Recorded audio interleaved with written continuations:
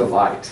Such a delight to be here in this moment and to be with you. I was reflecting on daylight savings time, and last year, whenever it was the first time I ever spoke here on daylight savings time. So I'm so grateful to have been coming here and connecting with each of you for a year. What a gift. Yeah, really, what a gift. Thank you.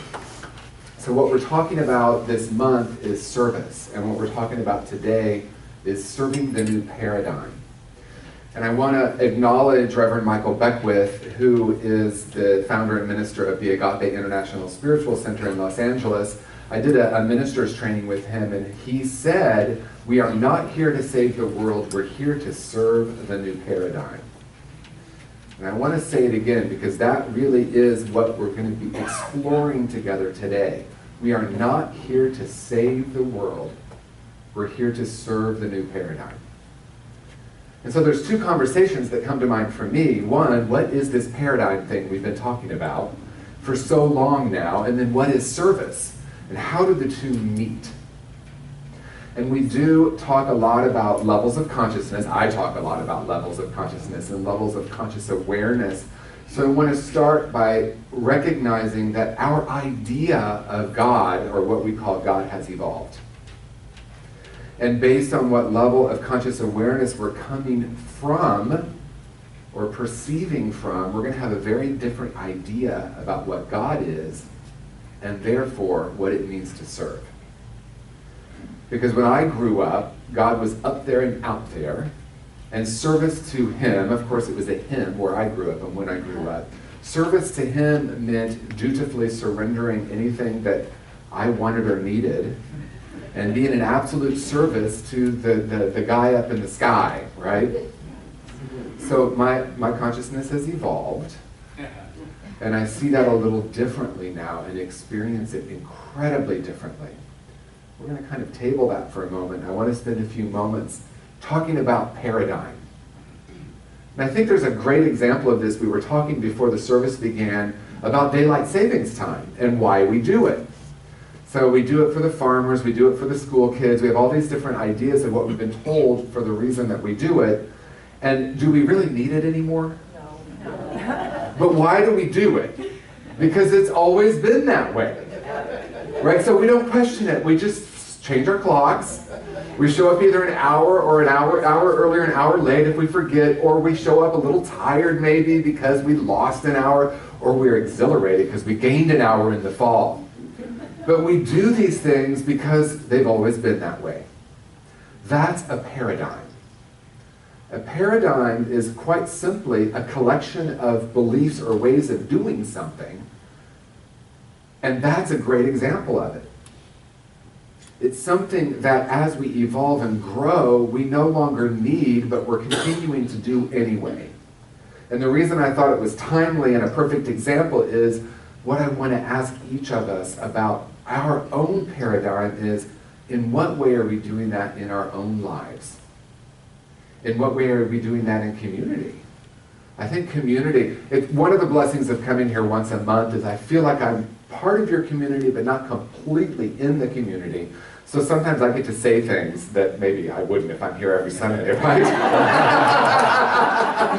And I love you guys. I mean, you're wonderful. And in every community I've ever been involved with, there's at least a handful of us, and I'll say us, because in the new paradigm we're all one. That's the teaser for where we're going. Of course, everyone already knows that. There's usually at least a small group of people that say, well, because we've always done it this way. And please don't move those chairs 10 degrees, or please don't change. I remember we took something off the wall and we painted. The first Sunday I was here, it was kind of pink or orangish in here, right? And then I was so blessed to help Amy and Gregory pick out paint colors, because in my former life I was an interior designer. So see, we use our skills and our talents everywhere we go. I'm not saying I picked the color. I think Amy really did that, but I just had a little bit of, I had a vote. So in what way in your life are you living in a paradigm of because it's always been that way? In what way are you walking through the world unconscious? And I want to just share how I've walked through the world unconscious. I walked through the world in a very unconscious way, believing that life was happening to me. And that's that first level of conscious awareness, right? This, what we might call victim, or what I call martyr. And I want to talk a little bit about the God idea. I write in my book about the 4 levels of conscious awareness and the God idea. So if we look through at the evolution of consciousness around the idea of God at that level, again, if you think way back, the gods were angry if there was a storm. Right? So if we prayed to the gods, then sun would come, and we would have an abundant crop. And then we evolved, right? Then we evolved, and the God idea has shifted. So what is this new paradigm we're talking about? And this is what I want to say about it. If I believe I understand the new paradigm, it's not the new paradigm. Right? Because once my mind figures it out, it's not the next level of evolution. Because the greatest gift or the greatest freedom is in not knowing. And maybe that's the new paradigm, that I have a taste of that in this new way, this new place we're moving into, we're not looking for answers. Maybe we're asking questions. Maybe we're even moving to a place beyond that. Because when I first came to Unity teachings a long time ago, the 1980s, I thought I needed to figure it all out. And there was plenty at Unity to figure out, right? Charles Fillmore is he writes in a very dense way, and it's very cerebral in a lot of ways. I'm of the knowing, well, I mean, I don't know that I know, but I'm imagining if Charles and Myrtle Fillmore were alive today, they would be really talking about this new paradigm. Because one of the things that Charles Fillmore said, and I'm paraphrasing it, basically is like, anything that I have said may not be true for me 15 minutes later. Now, I added the 15 minutes later. But that's certainly been true in my own life. It's one of the reasons I almost didn't write a book. Because I thought, well, that was 2 years ago I wrote that, and my consciousness, I hope, will evolve. My awareness, I hope, will evolve. And so what was true for me 2 years ago may not seem true for me now. And the reason I'm offering all of that as a framework is because we don't know what we don't know. I believe it's A Course in Miracles that says, all I know is not all there is to know. And so the paradigm that I'm talking about shifting from is a mind-based reality. Now we could say it's moving into the heart, and that might be true. When we start talking about heart-based reality, though, we start sometimes talking about emotions. And so is this new paradigm about feelings? Sure. And is there another layer or another level to this? Where we're shifting into beingness, that place within us that is changeless and eternal. I'm having a debate with someone right now, and it's really fun. Because even though I know I don't need to know, it's kind of fun to try to put words to something. Because the truth is, language is incredibly limited. And as a speaker, I know that, because all the information that's out there, those studies, they say that about 10% of what you take away from listening to a speaker is content. The rest is, how do I feel? How did this make me feel? Right? So that might be that emotional piece. So I stand up here attempting to use words to describe something that may or may not even be describable in words, but that we have a deep knowing when we experience absolute presence. And that's what I experience when I come to Unity Brentwood. A group of people dedicated to being right here. So that may involve our mind, it may involve our heart, but what I'm seeing that's happening right now, this shift into this new paradigm, is the paradigm of oneness. And we've talked a lot about that. And what I mean by the paradigm of oneness is literally knowing that we're all aspects of the one power and the one presence. And isn't it amazing that that's unity's first principle? And isn't it also amazing that the word unity in that way is timeless? Because it's union with, it's knowing that essential self. And it's knowing that, as Rumi said, and this is my favorite quote, so I say it all the time, and thank you, by the way, for quoting me, but that was actually Gandhi who said it, or at least it's the internet that told me that Gandhi said it, right? So that's okay, whether he said it or not. If you don't see God in the next person, you will probably not find him, and he said him. But you said it here. I said it here. I did. The quote from Rumi is, "We are not a drop in the ocean, we're the entire ocean in a drop." Now I want us to really take that in for a moment. I'm not a drop in the ocean, I'm the entire ocean in a drop. There are plenty of people in New Thought, probably Greg Braden, although I don't know this for sure, talks about the Big Bang, and that's where we all separated from Source. Or maybe I just said that. My guess is someone else has said that before. Because we recognize we're all aspects of the one power and the one presence. That means we contain within ourselves everything that God is. Now we may or may not use the word God, and that's okay. We might say source, we might say love, we might say beingness, we might say light. Again, language. I know there's a fascinating conversation right now in Unity. Are we still using the word God? Because of all the ideas, there's probably, I don't know, there's maybe 100, I'm not good with crowd size. We all have a different idea when we say the word God. So as we evolve, we recognize that that too changes. So that was a long sort of opening, if you will, talking about what we mean by paradigm. The new paradigm is that one of absolute knowing the truth of who and what we are. It's that place that we arrive, and we might even, when we arrive at this place, not even recognize that there's a neighbor because we know we're all one. So then the neighbor, as Amy said, becomes something much more internal. To me, the new paradigm involves something like I'm 100% accountable for my own life. I'm 100% accountable for my perspective, my thoughts, my feelings. Now that doesn't mean I necessarily can control them, nor do I want to control them. What it means is that I'm accountable for what I do with them. A wise person once said, I'm not responsible for my first thought, but I am responsible for what I do with it. I'm not necessarily responsible for the first feeling I have, and I'm responsible for what I do with it. And what happens is the more accountability, Paul Hasselbeck, the Dean of Students at Unity, says, I now call God, I am responsible. I am responsible. Now, I want to be really clear. Someone that maybe could hear me say that has an old idea. Because see, I want to share this. I was going to write a book called I Am Jesus and I Am Hitler.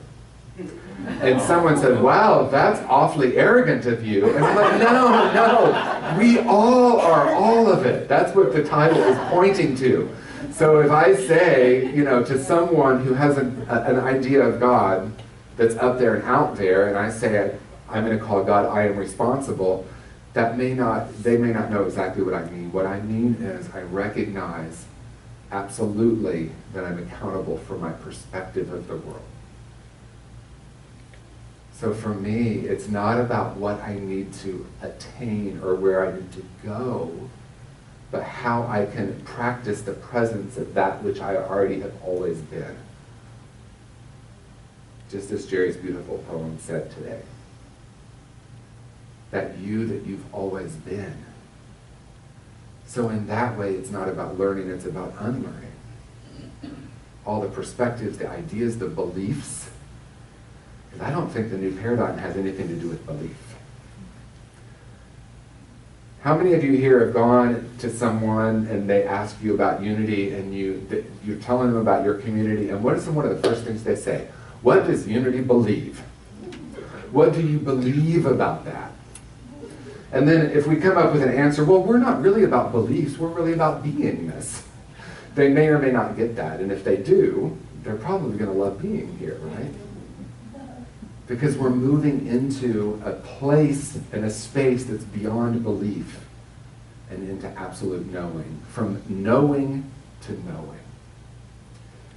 So with that, how do we serve then from this new place? At different levels of consciousness, we're going to serve in different ways. If I am deeply entrenched in what I call martyr consciousness or victim consciousness, I am going to believe that service is to save someone. Because these poor people are victims and I need to save them. Right? So I need to be the hero here. And I'm saying this from a lot of experience, because I lived there for many, many years. And as we evolve, we recognize that ultimately service is a very different thing. As we move into a different place, we might recognize that there's no one that's a victim here, and service would be being love in the world, or being loving in the world. Being the presence of what we might call God in the world. And what I want to say about serving the new paradigm is, how do we serve knowing in this new paradigm that nothing really needs to change in order for us to be free and to be happy? I had a great conversation with someone yesterday that said, I was reading your book and you said, in the new paradigm there's only oneness. And then in the next paragraph you say, but we have an individual path toward our own spiritual awakening. How can it be both? And you know what I said? I don't know. But it does seem like it's both, right? It does seem like there's moments that I absolutely know that I'm one, that we are one, that there's only God, there's only love, and then I have this moment where I forget. It's like I stepped out of that knowing. And so maybe spiritual practice is, what do I need to release and let go of so I can remember this deeper truth? So I can remember this right now and right now. And the way I say it is this: what if this is the most enlightened you will ever be? Then what? Let me explain what I mean by that. Even spirituality and spiritual awakening can be something that we hope to get to one day. If I just learn how to do my affirmations perfectly, if you're in a Buddhist tradition, if I just learn how to meditate. If you're in a Hindu tradition, it might be if I just meet the right guru. You know, depending on our perspective, it's someplace that we need to get. What if it's only going to happen right now? And in that way, we are the most enlightened we'll ever be. And what do we want to do with that? And actually, more accurately, who do we want to be with that? So in this new paradigm, we recognize that there's no place to go and nothing to attain and nothing to acquire. We're just here. And we're just knowing absolutely this greater reality. Then the question might be, how do we serve within that place? How would I be of service in a place of knowing there's only love? So in this dualistic reality, in this, when I'm believing in a separate self, it wouldn't make sense, right? Because how would I serve from that place? So there's different ways I can frame it. I could say my purpose on earth is to be a presence for assisting, here are all the words, assisting in the awakening of human consciousness. Wow, I like that, right? My purpose is to be a presence for the awakening of human consciousness. Maybe that's what service or serving from the new paradigm is. It's that I'm going to be here in the world, absolutely knowing the truth of who and what I am. And because of that, other people can know their own. And this is really true for all of us, right? As Marianne Williamson said, you know, our shrinking does not serve the world. When we step into our full gloriousness, and I don't think she used that word, but I liked it in this moment. When we step fully into that, everybody shifts. So serving the new paradigm is awakening. Eckhart Tolle says our life has an inner purpose and an outer purpose. Our inner purpose is to awaken I don't know what he says about outer purpose. You'll have to read his book. But to me, the outer purpose might be bringing that inner purpose into the outer realm. In other words, let me just break it down in a really simple way. My purpose on this planet is to wake up to the truth of who and what I am, which is love or God or light or source. And when I do that, it has an impact on the planet. So the doingness can then come from that beingness. So guess what? On one level, it doesn't matter what we do. It matters how we be. And then the doing comes naturally. So at this point in my life, my doingness is standing up here. And then in a few minutes, my doingness will be sitting over there. But so many of us have so much attachment to what we think we're supposed to be doing. And it really is about how we're being in the world. Because serving the new paradigm is serving the awakening of human consciousness. So every thought, every feeling, every idea, every perspective that I hold has an impact on the planet.